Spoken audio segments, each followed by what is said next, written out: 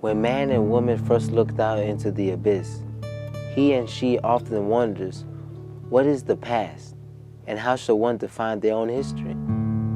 Historical claims of messianic saviors, holy messengers, just governments, righteous peoples, have been passed down generations after generation, only to leave one wondering, what motivations lie in these messages? Who's doing the writing, and how such claims are used?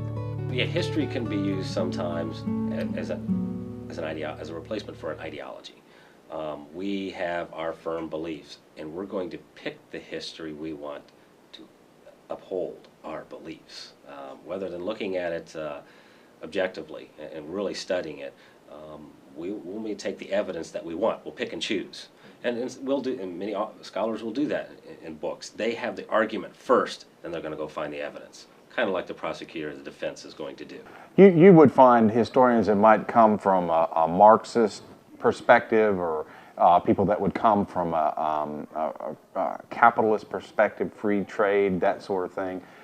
People look at history through gender lenses, race lenses, economic lenses, social lenses. I mean, you get all kinds of different ways that history can be, historical facts can be filtered, I guess, or lensed in a certain way.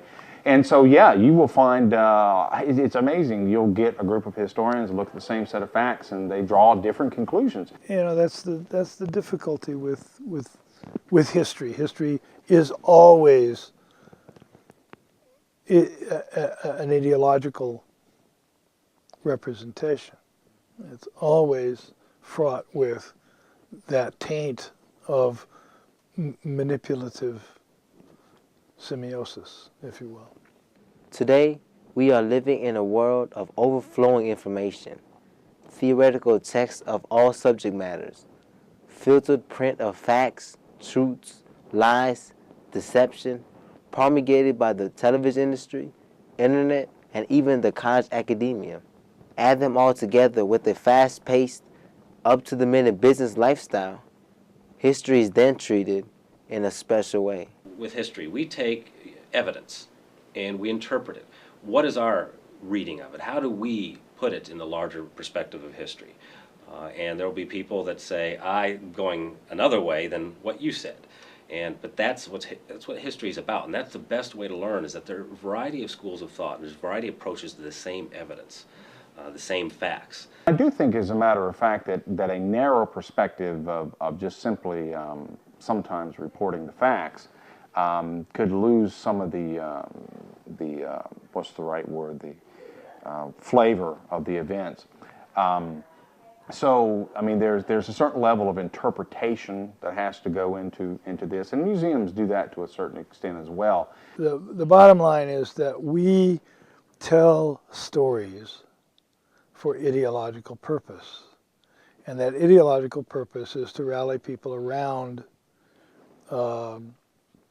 nationhood, to rally people around community in one way or another, and other cultures do the same thing. And it's very difficult when our stories get in the way of other people's stories. And to some extent, our story involves a kind of manipulation and control of resources worldwide that causes other people's stories to come into conflict with ours. But I look at it as kind of a court of law. And this is what I'll tell my students. You have a set of facts, whether it's a crime or something that happened. They're indisputable facts. But you have a prosecution and you have a defense. And they will take those same facts and tell you two different stories. Okay? Same facts, but two different approaches, two different facts. And now it's up to the jury, in some cases the judge, to decide what's the better story.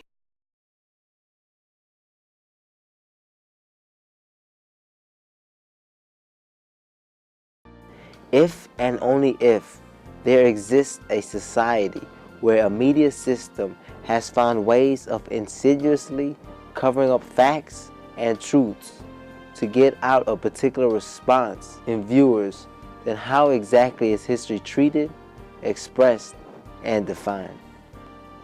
When you're in a classroom, when you're teaching, you may come from your own viewpoint, but you need to highlight other schools of thought and where they fit in to the spectrum of history.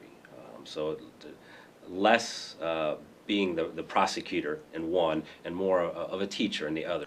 Just because we have our facts straight does not mean that we have the interpretation of the facts straight. And if I give my students an interpretation of the facts and represent it as the only and correct interpretation, then I'm indoctrinating.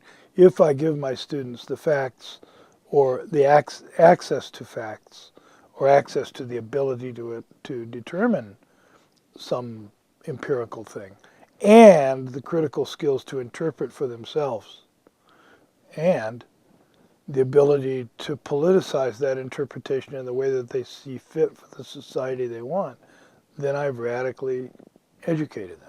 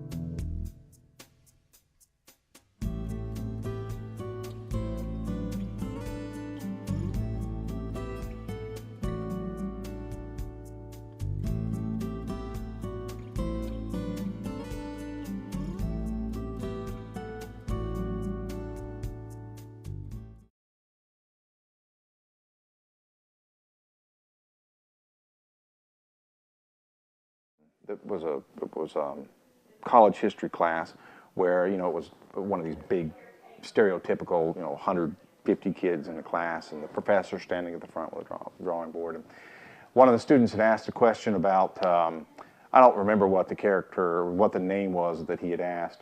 We'll just make one up. Washington Carver, something like that. And the history professor at the front said, this is American history. If you want black history, you have to go down the hall. Well, see, the problem there is not that it's lost, it's just that we need to understand that all of it is interconnected.